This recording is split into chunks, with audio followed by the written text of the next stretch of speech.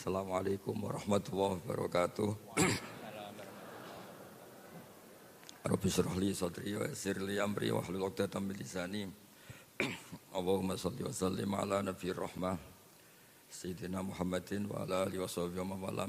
Salah dan baik atau baik dan salah itu ada konsep dalam Al-Qur'an. Ini contoh ini agak ekstrim tapi mohon didengar. Orang yang kadung salah atau terlanjur salah itu Quran masih ngasih solusi wa yadruna bil hasanati sayyi'ah. Setelah salah itu langsung menyusuli atau menutup dengan hasanah, dengan kebaikan. Kalau bahasa Nabi wa'at bi sayyi'atal hasanata tamhuha. Kalau habis salah langsung baik, pasti kebaikan itu bisa menutup kesalahan Anda. Bahkan bisa menghapus, bukan sekedar menutup, tamhu.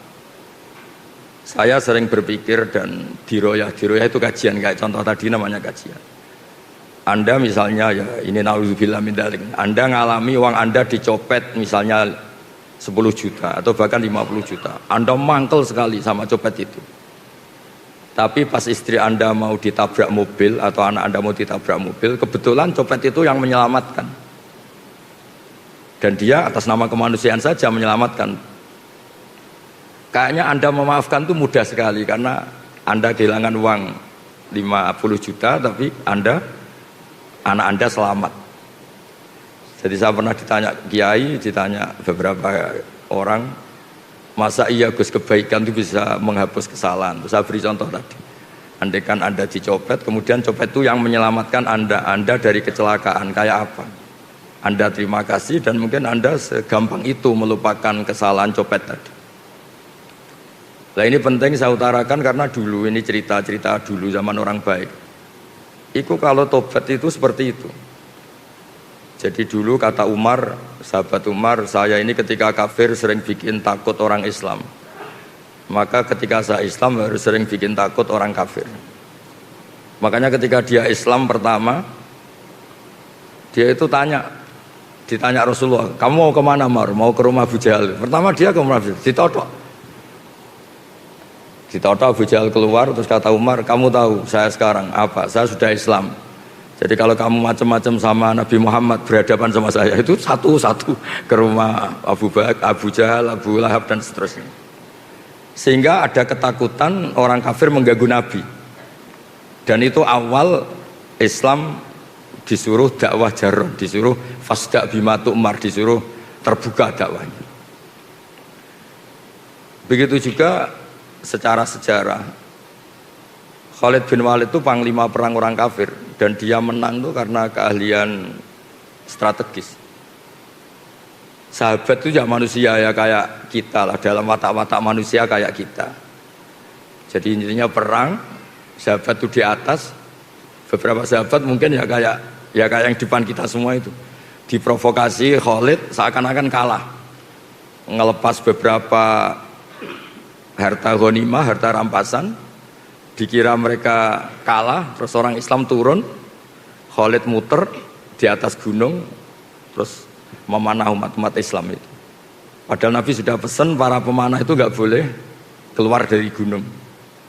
Ya gunung di Arab itu saya paling 20 meter, 15 meter, jangan bayangkan kayak gunung apa Merapi, bukan. Makanya bisa manah. Kalau seperti gunung Merapi ya nggak bisa kan. Singkat cerita akhirnya umat Islam ini kalah karena satu menyalahi strategi yang dicanangkan Rasulullah, dua karena kepandian Khalid bin Walid. Ketika dia masuk Islam itu beliau bilang kepandian strategi perang saya akan saya gunakan untuk umat Islam. Nah yang sekarang saya sering risau ini kalau ada preman pasar tobat itu terus jadi merebut masjid, maka yang meneruskan dia di pasar tetap preman. Harusnya secara teori fikih, sebagaimana saya dulu bikin ketakutan di pasar, sekarang tobat saya bikin ketentraman di pasar. Jangan terus jadi merebut masjid, penerusnya lebih jahat. Jadi tobat itu kalau dulu, itu sebanding dengan tanda kutip kesalahan yang pernah dia lakukan. Kalau tidak banding, maka seperti tadi, nggak sambung. Saya ulang lagi, kalau tidak banding itu tidak apa? Sambung kayak tadi, dia mengganggu hak adami, yaitu bikin orang takut, Kemudian tobatnya dia hakuwah hanya jadi merbuat masjid atau wiridan, kan tidak sambung. Sehingga di ngaji ini, berarti ini kita ngaji kedua, mungkin beberapa ingin jadi ahli tafsir. Ya bagus. Jadi begini tafsir itu, karena ini tidak ada Pak Kures, memang acara beliau di sini itu Desember. Ini memang acara orang yang merasa kayak Pak Kures. Jadi tidak Pak Kures tapi merasa kayak Pak Kures. Dengan rasa yang bisa dipaksakan sama. Jadi begini, di ulumul Quran itu ada istilah asbabun nuzul. Dari kacamata ilmu, saya sering cerita. Nabi Muhammad tuh suka dahar, suka makan. Kalau makan tuh di depan umum. Saya ulang lagi, kalau dahar itu di depan umum. Terus kalau sakit, ya kelihatan sakit. Bahkan beliau itu pernah naik onta, sama ontanya itu pas sama Sayyidah Sofia itu dijatuhkan. Ya sampai jatuh betul. Singkat cerita ada sahabat yang dengan tanda kutip agak kecewa, kok Nabi saya tidak sekeren Nabi Isa. Nabi Isa itu orang mati saja bisa dihidupkan, orang sakit disuwuk terus sembuh gitu. Ternyata secara diroyah, secara kajian, yang dilakukan Nabi atau yang didesain Nabi melakukan itu keren. Kerennya adalah ada kajian diroyah atau asbabun nuzul. Saya ini jadi Nabi, setelah Nabi Isa terlalu ideal itu malah dipersepsikan sebagai Tuhan. Jadi saya, orientasi terbesar saya adalah memperlihatkan kalau saya ini manusia. Itu kalau Anda tidak mengkaji seperti itu, Anda akan janggal ketika Allah menstatuskan nabinya hanya begini. Wa ma arsalna qablaka minal mursalin, seterusnya terus illa innahum la yaquluna ta'ama wa yamshuna fil aswaq. Saya tidak ngutus para rasul kecuali mereka itu apa? Mereka itu makan. Layak kuluna makan, wa yamshuna fil aswaq, dan jalan-jalan di pasar. Enggak usah diganti di mall. Ini kan janggal, masa misalnya Pak Rektor saja tak kasih gelar Pak Rektor itu sering marung, kan gak keren. Inginnya kan profesor ini sering nulis, kajiannya dimuat di majalah internasional, inginnya masih seperti itu. Tapi Allah itu mensifati nabinya, Nabi Muhammad itu siapa? Nabi yang makan dan jalan-jalan di pasar. Tapi setelah kita kaji, ternyata ini adalah sifatul basyariyah yang tunafi al-uluhiyah. Itu cara Nabi melawan dirinya tidak dipertuhankan. Sehingga ini keren sekali. Jadi keren itu adalah ngikuti sudut pandang. Saya pernah ketemu kiai itu khusyuk sekali. Satu hari itu sholat sunat dilakukan semua. Dia sering puasa dalail. Puasa terus kecuali yang diharamkan puasa. Terus dia itu entah bermimpi entah apa cerita, pokoknya merasa solehnya itu kalah jauh sama saya. Terus sowan saya, Gus, saya ini semua ibadah sudah saya lakukan, tapi insting saya, perasaan saya kalah jauh soleh dengan jenengan. Padahal jenengan itu ya jarang sholat sunat, jarang puasa sunat. Terus saya tanya, kamu ingin dijawab jujur apa ingin dijawab pura-pura? Terus dia bilang, dijawab jujur. Itu kalau orang soleh kayak kamu semua itu tidak ada yang masuk Islam, karena dikira Islam itu mewajibkan puasa setahun. Juga dianggap Islam itu mewajibkan sholat qobliyah, ba'diyah, sampai orang itu capek. Tapi kalau orang melihat saya kiai ngopi-ngopi, terus kadang-kadang ya jagungan Pak Fatul Wahid, terus gak jelas lah pokoknya, gak jelas pokoknya. Ya kayak Pak orang Islam di Indonesia itu kan senang ngopi-ngopi, kongkoi-kongkoi, apalagi kalau sedang takut istri kan tidak pernah pulang. Ngopi-ngopi, santai. Sampai semua masjid penuh itu, saya dulu ya pernah husnudzon tapi kecewa. Tak tanya kenapa engkau sering di masjid, kalau di rumah ada yang ganas. Kenapa sering di masjid? Kalau di rumah itu AC-nya bayar sendiri, kalau di masjid gratis katanya. Begitu juga masalah MCK dan sebagainya. Itu kasus nyata loh, bukan bualan saya, bukan. Saya ini kan termasuk, kata orang banyak loh, bukan kata saya termasuk K-top lah. Pas mau ngajar di sarang, di pondoknya Mbah Mun itu, di tengah perjalanan saya ingin ke kamar mandi. Itu pengurusnya lari-lari karena saya dianggap K-top, lari-lari buka kunci. Tak tanya, kenapa dikunci? Orang kampung sini Gus, itu kalau kebelet mau ke kamar mandi itu dari rumah lari ke sini.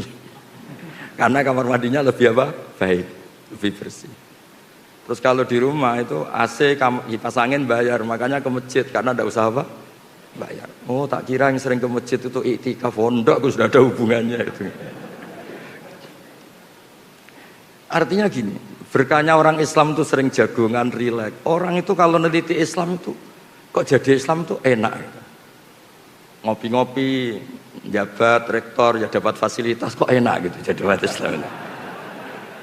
Coba kalau kita ngajarkan yang ikhlas, jadi rektor udah usah gaji, mobilnya angkot gitu. Jadi pengurus badan wakaf kayak Pak Widodo, Pak Arsoyo udah usah gaji, cukup naik motor butut. Tidak ada yang mau masuk Islam. Intinya kalau Islam terwakili kesolehan Anda yang berlebihan itu tidak ada yang mau Islam. Jadi soleh kayak Anda itu bahaya menurut agama. Terus dia itu tertawa-tawa. Kayaknya jenengan bener Gus. Ya enggak. Tapi soleh Anda teruskan saja karena biasa khusyuk. Kalau kamu kayak saya enggak bisa.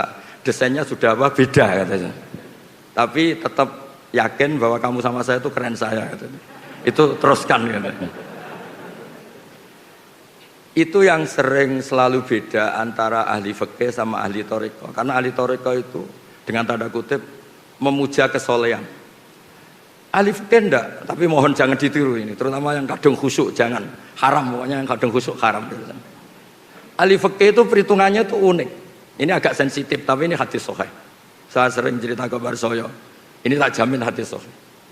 Nabi dulu tuh ya tarawih ya jamaah, tapi jangan ditiru kan. Hari keempat itu Nabi tidak ke masjid. Orang nunggu semua, Nabi gak keluar. Terus kata Nabi, Umar itu, Sayyidina Umar itu, kalau kita bilang sahabat Umar itu, sampai cara Jawa itu bengok-bengok.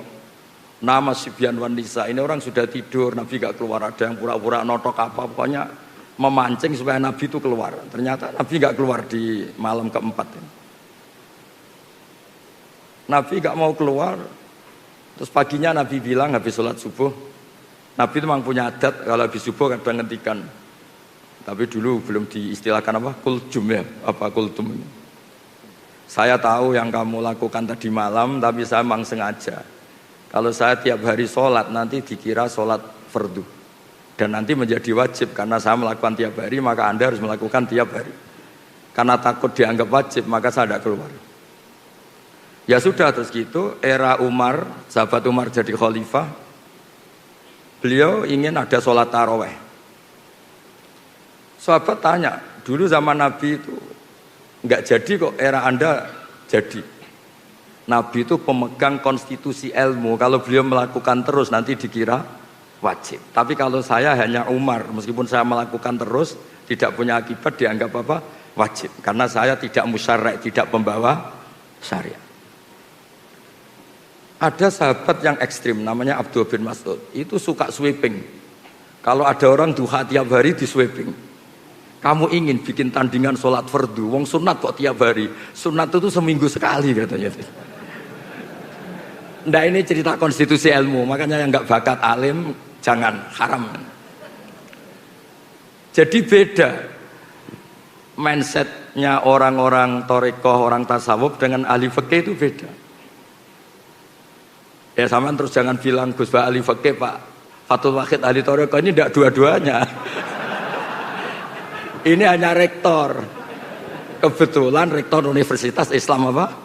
Indonesia. Jadi dikira dia ketuanya umat Islam. Enggak ada hubungannya itu, enggak ada. Ini jabatan karir. Bisa dipecat sama Pak Arsoyo kalau macam-macam, sama badan wakaf bisa. Jadi nanti saya cerita ulumul Quran. Ulumul Quran itu yang mengkaji itu harus seperti saya, tidak harus kayak persis saya, seperti saya. Orang tahu kenapa basyariahnya Nabi, kemanusiaannya Nabi itu keren. Karena berkahnya kemanusiaan ini Islam menjadi agamanya manusia, bukan agamanya malaikat. Sehingga tiap Allah cerita orang baik itu siapa? Fasilitasnya apa?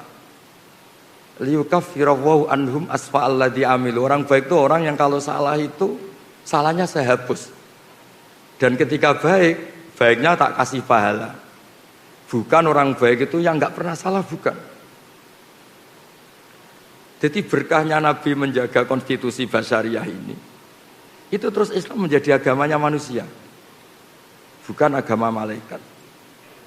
Andai kan dari awal itu semua kesunatan dilakukan Nabi, misalnya Nabi selalu puasa Senin Kemis, puasa Dalail, puasa Tasu'a, Asyura, nanti ini dikira wajib. Maka dalam hadis sahih, saya pastikan ini sahih, Sayyidah Aisyah itu beliau kan ahli fikih, punya cara pandang mensifati Nabi. Yaitu beliau ngendikan, ini ada di Sahih Muslim, wa in ini di sini sesungguhnya, wa in kana Rasulullah la yada'ul amala wa wa yuhibbuhu khasyata ayyufradu alaihim. Nabi itu tersiksa sekali kalau enggak sholat sunat itu. Ya tersiksa sekali kalau enggak puasa sunat itu. Tapi beliau harus enggak puasa karena takut dianggap apa? Fardu. Sampai Nabi itu kalau ada puasa Tasu'a, Asyura ngumumkan, sekarang puasa ini sudah diganti Ramadan. Silakan yang mau puasa-puasa, yang tidak. Jadi, penafsir Al-Quran atau yang meneliti Quran itu harus tahu itu. Sehingga nanti di Quran itu ada ayat-ayat yang mensifati manusia itu sederhana. Sayyidah Maryam itu figur yang luar biasa. Nabi Isa itu figur yang luar biasa. Kata Allah, wa ummuhu siddiqah. Ibunya Nabi Isa itu siddiqah. Orang yang sangat-sangat jujur, tidak ternodai